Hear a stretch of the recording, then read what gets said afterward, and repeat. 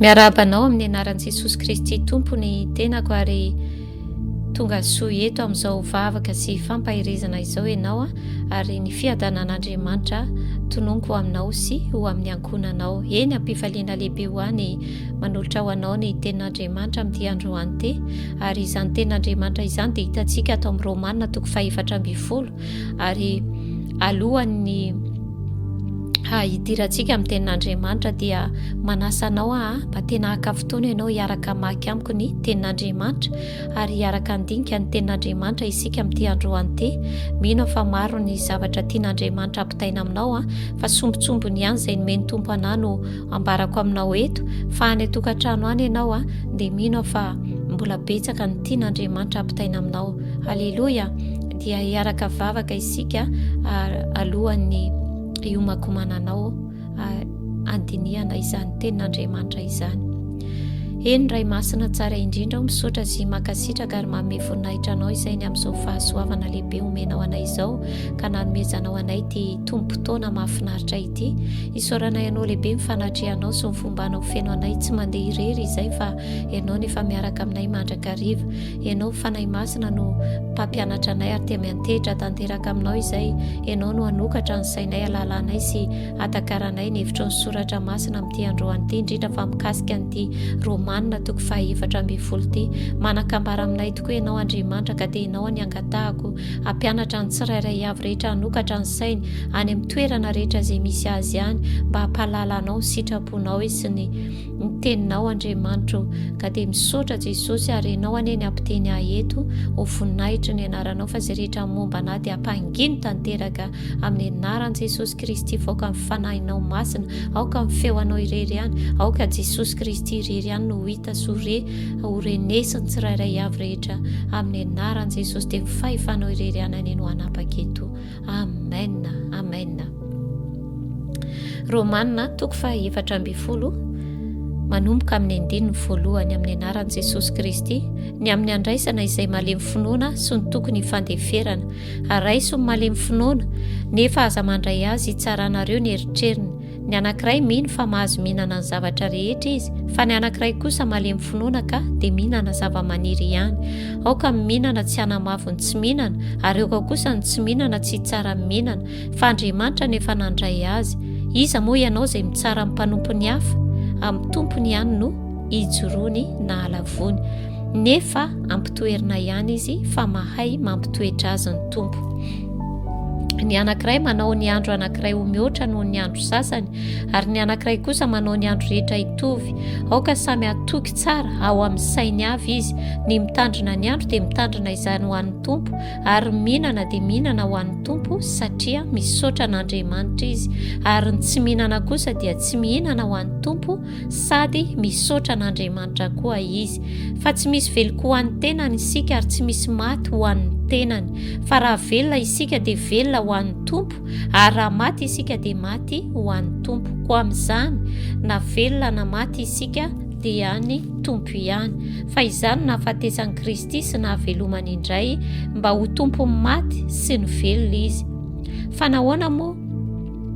nahoana ianao no mitsara ny rahalainao, ary nahoana kosa ianao no manao tsinotsinona ny rahalainao? Fa samy iseho eo anoloan'ny fitsaran'Andriamanitra isika rehetra, fa voasoratra hoe raha velona koa aho Jehova, lohalika rehetra andohalika amiko, ary ny lela rehetra idera an'Andriamanitra. Koa samy ampamohan'Andriamanitra ny amin'ny tenany avy isika rehetra, koa aza mifampitsara intsony isika, fa aleo mihevitra izao dia ny tsy hanisy fandavona na fanafitoina eo anoloan'ny rahalahy. Mahalala sady matoky ao amin'i Jesosy Tompo aho, fa tsy misy zavatra maloto ho azy, fa raha misy manao zavatra ho maloto dia amin'ny ihany no maloto izany. Fa raha mampalahelo ny rahalainao ny fihinananao dia tsy mba manaraka amin'ny fitiavana intsony ianao. Aza ny fihinananao no hanimbanao azy, fa efa maty Kristy hamonjy azy. Aoka ary tsy mba ho tenenina ratsy ny fahasoavana azonareo, fa ny fanjakan'Andriamanitra dia tsy amin'ny fihinanana sy ny fisotroana, fa fahamarinana sy fiadanana ary fifaliana ao amin'ny fanahy masina. Fa izay manompo an'i Kristy amin'izany zavatra izany no sitrak'Andriamanitra seken'ny olona fa tsara. Koa dia aoka isika hiezaka hitady ny momba ny fiadanana sy ny momba ny fifampandrosoana aza izay ihany no andravanao ny asan'Andriamanitra, madio avokoa ny zavatra rehetra, nefa ratsy ho an'izay mihinana amin'ny fahatafistohinana. Fa tsara ny tsy mihinana hena na misotro divay na manao izay hatafistohina ny raha ilainao. Ny finoana izay anananao dia azono ho anao eo anatrehan'Andriamanitra, sambatra izay tsy manameloka ny tenany amin'izay zavatra ikeny, fa izay mihanahana dia meloka raha homana, satria tsy avy amin'ny finoana izany, fa ota izay rehetra tsy avy amin'ny finoana. Amen. Izany tenin'Andriamanitra izany ry hava-malala no hitondrana fampaherezana amin'ity andro an'ity. Afatra Andriamanitra ho antsika tsirairay avy rehetra kristianina mpanaradia an' Jesosy Kristy. Voalazan'ny tenin'Andriamanitra eto raha mandinika itsika dia hoe aza mitsara, ary betsaka no voalazan'ny tenin'Andriamanitra mikasika an'izany hoe aza mitsara izany. Ary voalazan'ny tenin'Andriamanitra raha mijery fotsiny tsika hoe raiso ny malemy finoana nefa aza mandray azy hitsarana ny eritreriny. Izany hoe tsika izay mino an Kristy Jesosy no lazainy eto, tsy hoe ny olona rehetra izay lazaina fa mino izay inony, fa izay mino ny anaran'i Jesosy Kristy. Izany hoe izao sy anao na mino an Jesosy Kristy dia samy manana ny finoko zasy ianao. Izany hoe misy nefa matanjaka amin'ny finoana, misy kosa mbola malemy amin'ny finoana. Ary izany mihitsy ny tian'Andriamanitra ampitaina amintsika hoe izay matanjaka amin'ny finoana dia aoka anohana izay malemy amin'ny finoana, izay atoko hoe matanjaka dia aoka anohana izay malemy, fa tsy sanatria hoe izay matanjaka hanitsaka ny malemy. Ary eto ny amin'ity tenin'Andriamanitra ity dia izao hoe ny tian'Andriamanitra izay ampitaina amin'asy ianao dia ny mba tena hoe iraisan'ilay tenan'i Kristy, mba ho iray ihany izy ozy izy tahaka ny maha-iray antsika, mba iray ihany izao sy anao izay mino ny anaran'i Jesosy Kristy. Izany ny tanjon'Andriamanitra dia ny mba iray antsika, mba ny ifankatiavantsika, satria izany ny tenin'Andriamanitra hoe raha mifankatia isika dia izany no ahafantaran'ny olona fa mpianatro ny Tompo isika. Amen. Ka raha misy fizarazarana eo amin'ny kristianina, eo amin'ny tenan'i Kristy dia ataoko hoe afa-baraka ny anaran'i Jesosy Kristy. Fomba ahoana moa ry hava-malala hoe satria tsika dia hoarina tahaka ny tena iray, tahaka ny hoe ny amin'ny tenantsika misy tanana, misy tongotra, dia ny tongotra ve ilaza amin'ny tanana hoe tsy milanao izay, fa ny tsirairay avy rehetra izao sy anao izay ataoko hoe tongotra, tanana, maso, vava dia tenan'i Kristy. Samy hafa zasy ianao, fa ny maharay antsika dia ny finoanan'i Jesosy Kristy. Ary voalaza ny tenin'Andriamanitra fa misy ozy izy ny malemy finoana dia tsy mihinana fa tsy zava-maniry ihany. Ary voalaza ny tenin'Andriamanitra hoe aoka ny mihinana ozy izy tsy hanamavo ny tsy mihinana, ary aoka kosa ny tsy mihinana tsy tsara ny mihinana. Amen. Izay rehetrarehetra ataonao dia ho an'Andriamanitra. Ny finoanao izay anananao eo anatrehan'Andriamanitra dia azono mafy ho anao, azono mafy ho anao. Raha mifinoanao hoe afaka mihinana ny zavatra rehetra dia azono mafy, kanefa kosa aoka ianao tsy tsara n'izay tsy mihinana. Raha ianao koa izay ataoko hoe izay ny finoanao hoe tsy mihinana ianao afa-tsy zava-maniry, dia azono mafy izany finoanao izany fa aza mitsara ny tsy mihinana. Satria ny antony dia izao ry hava-malala, mitondra fisarahana eo amin'ny eo amin'ny samy mahazanak'Andriamanitra antsika, mitondra fisarahana eo amin'ny fiangonan'i Jesosy Kristy. Izao vaninandro izao dia tsy vaninandro intsony izarazarany ny zanak'Andriamanitra, fa mba ny havanany zanak'Andriamanitra.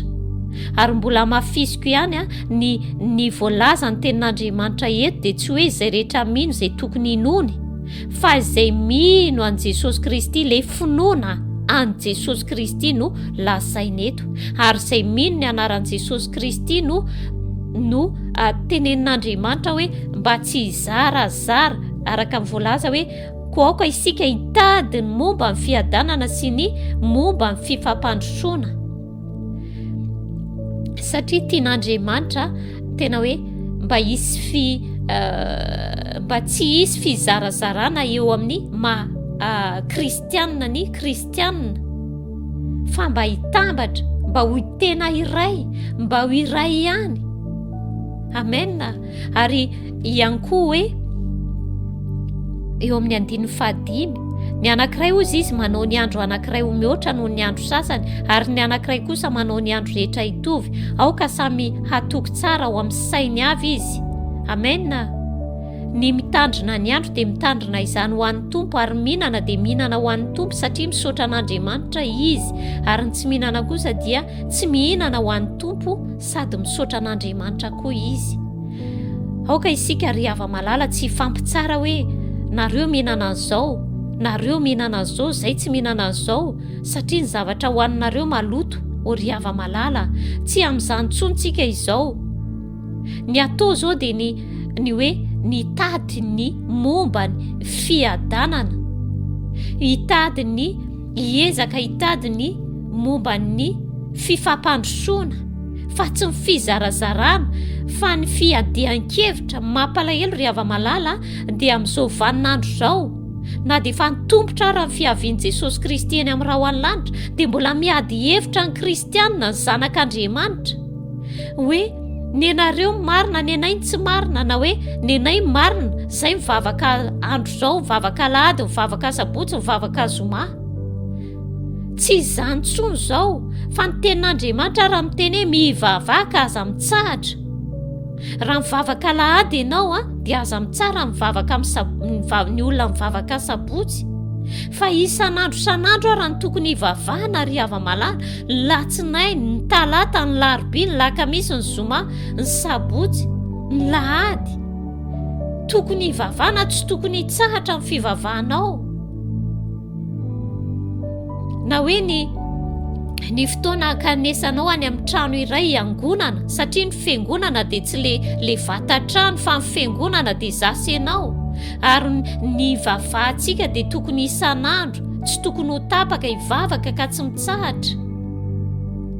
Dikan'izany, na mivavaka sabotsy ianao na mivavaka alahady ianao tsy tokony hitsara ny hafa mivavaka hoe akoatra ny andro hafa zay andehanany any amin'ny toerana hiangonana. Fa izany rehetrarehetra izany anie ry hava-malala raha dia ataoko hoe zava-poana, raha ohatra ianao ny tena hoe tsy manana an'le fifandraisanao amin'ny Jesosy Kristy. Ny fifandraisanao amin'ny Jesosy Kristy, le fivavahana marina dia le ao amin'ny afina, fa tsy le hitan'ny olona hoe tianao lahady, tianao latsinainy, fa le ao amin'ny afina indrindraindrindra. Ary izany dia tsy tokony hitsahatra. Amena. Ary indrindra hoe aza mitsara n'izay mihinana, fa ny zavatra rehetrarehetra raha mino an' Jesosy Kristy ianao dia ny zavatra ataonao dia ho an' Jesosy Kristy fa tsy ny olona. Ary ho anao izay ataoko hoe manao izany, manana fitsarana amin'ny hafa, atsaharo, fa tsy sitrak'Andriamanitra ny hitsaranao. Hoy izy ny tenin'Andriamanitra hoe iza moa ianao izay mitsara ny mpanompo ny hafa, amin'ny tompony ihany no hijoroany na halavony, nefa ampitoerina ihany izy, fa mahay mampitoetra azy ny tompo.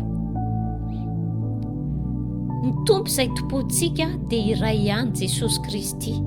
Ny Andriamanitra izay hivavahantsika dia Andriamanitra iray ihany, dia tsy iza fa Andriamanitra namorona ny tany sy ny lanitra. Andriamanitra tsy toa, rainy Jesosy Kristy.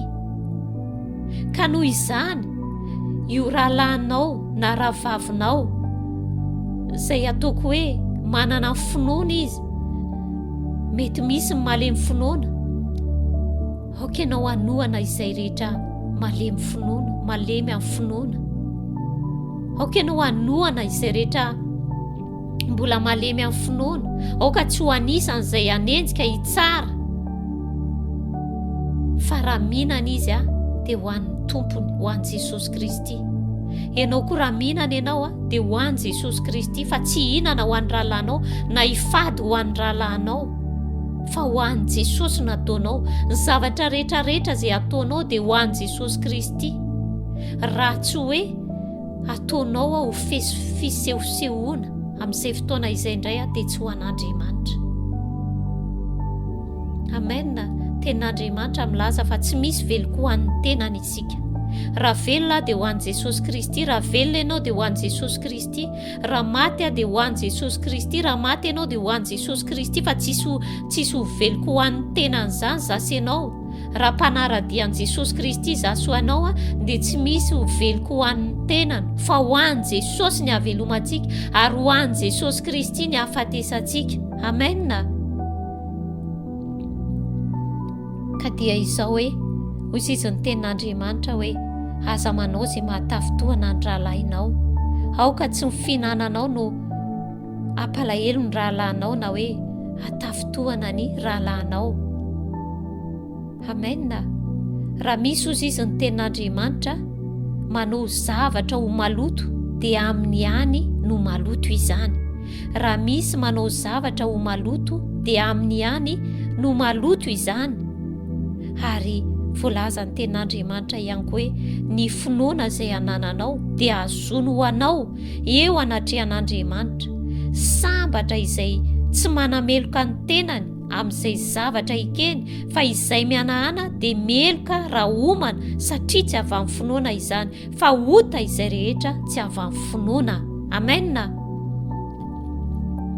Izay rehetrarehetra ataonao dia ataovy ho an'i Jesosy Kristy, ataovy voninahitr'Andriamanitra.